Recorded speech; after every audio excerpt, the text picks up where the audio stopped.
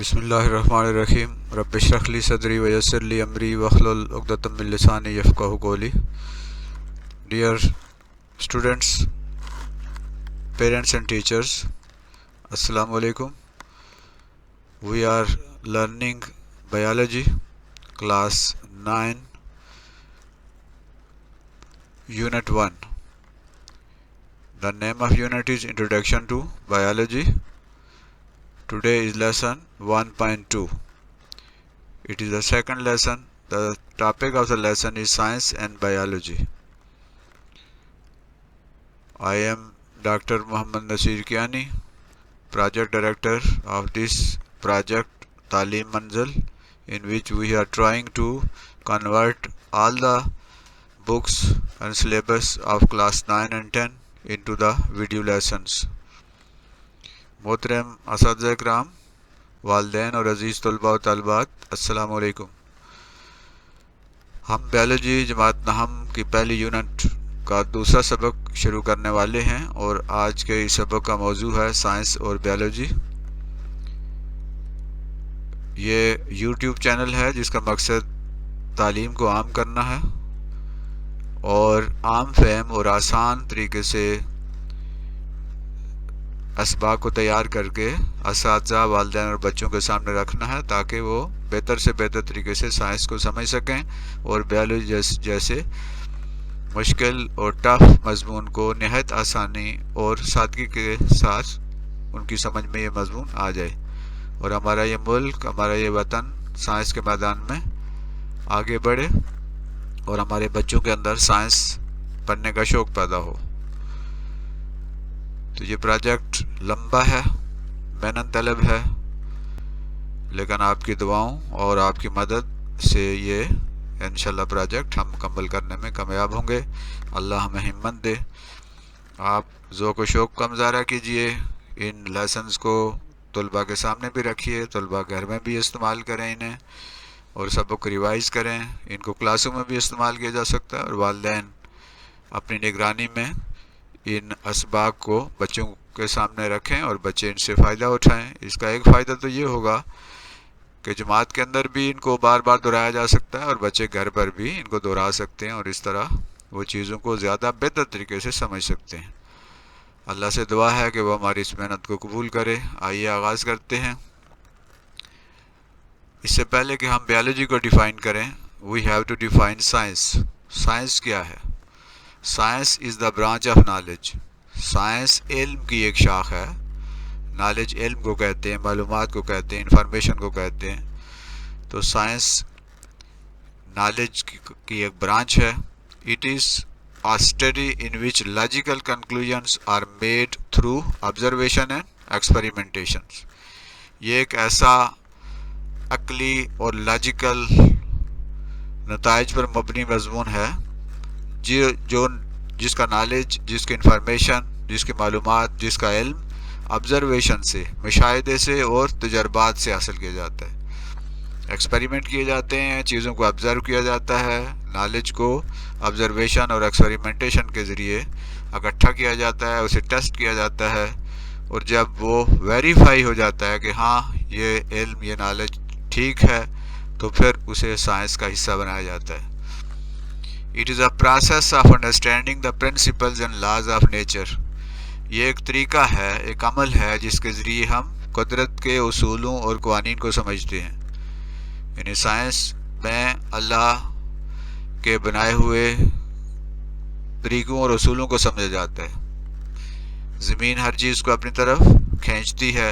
ये एक कानून बन गया, एक लॉ बन गया है. ये थ्रू ऑब्ज़र्वेशन ये लॉ बना. न्यूटन ने इसको ऑब्ज़र्व किया और इसकी बुनियाद पर ज़मीन हर चीज़ को अपनी तरफ खींचती है. इसका एक कानून बनाया गया. इसी तरह कुदरत के जितने भी उसूल हैं और कायदे हैं, साइंस उनको समझने की कोशिश करती है. पौधे अपनी खुराक कैसे तैयार करते हैं, ये ज़मीन सूरज के गिर्द कैसे घूमती है और इसके क्या असरात होते हैं, इन तमाम चीज़ों को जो अल्लाह ने कुदरती तौर पर बनाए हुए हैं, तख्लीक किए हैं, साइंस उनको समझने की कोशिश करती है.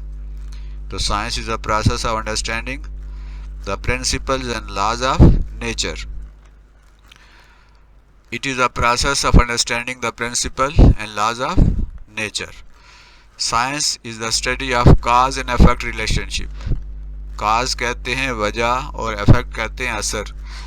साइंस ये कहती है कि हर चीज़ की कोई ना कोई वजह है और ये हमें कायनात में, ज़मीन में, हर जगह पे जो चीज़ें नज़र आती हैं ये असल में इफ़ेक्ट्स हैं, असरात हैं और इनके पीछे कोई काज है. हर इफ़ेक्ट या हर असर, हर नतीजे के पीछे कोई ना कोई वजह होती है.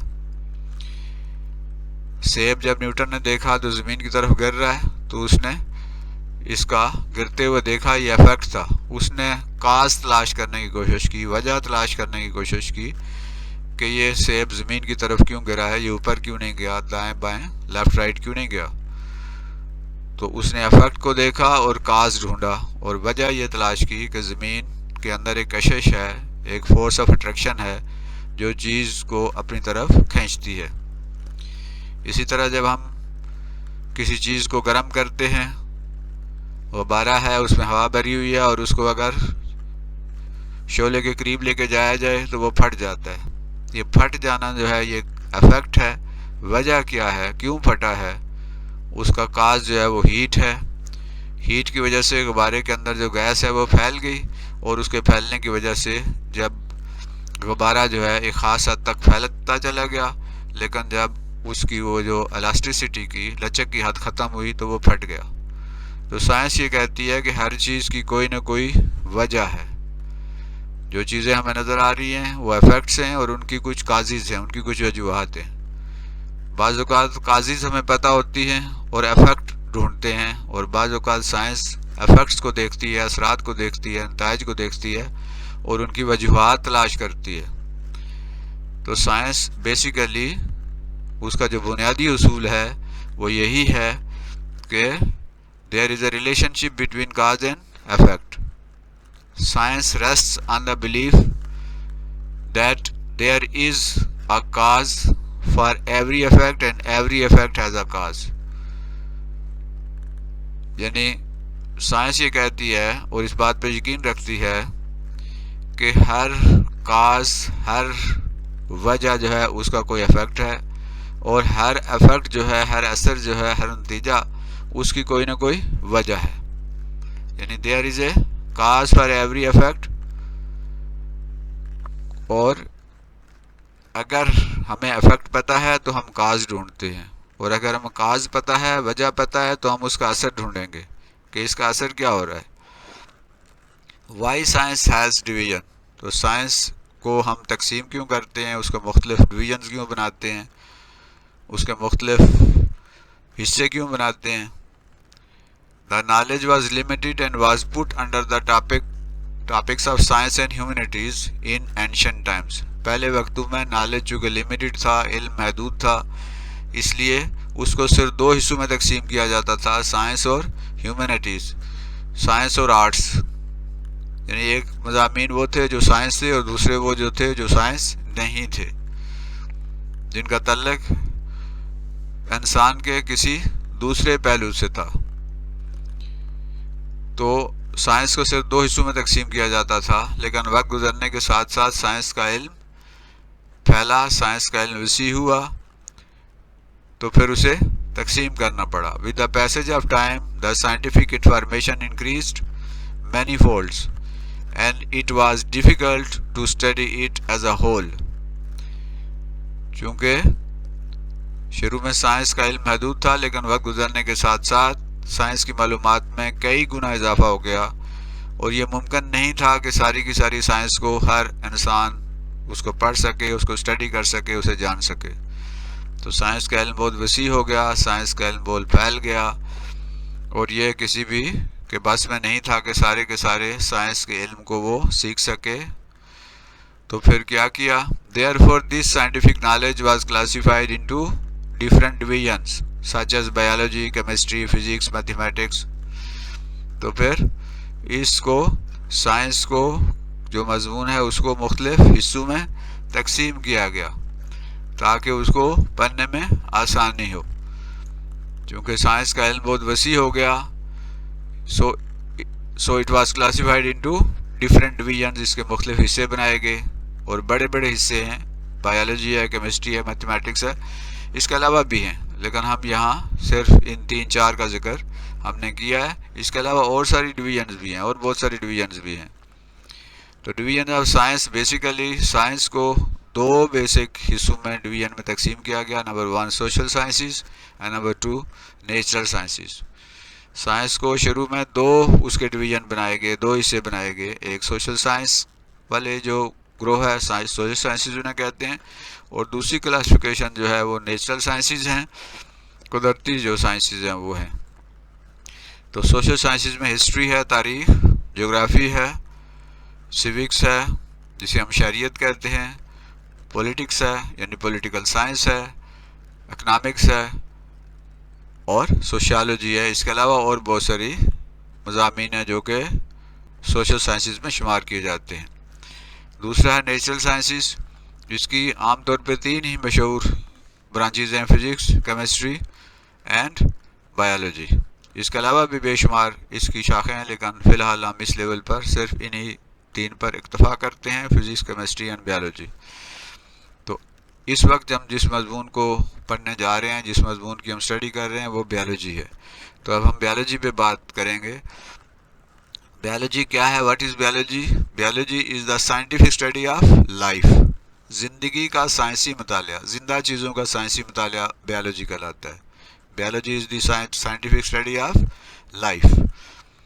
The word biology has been derived from 2 Greek words, that is bios means life and logos means study, thought or reasoning।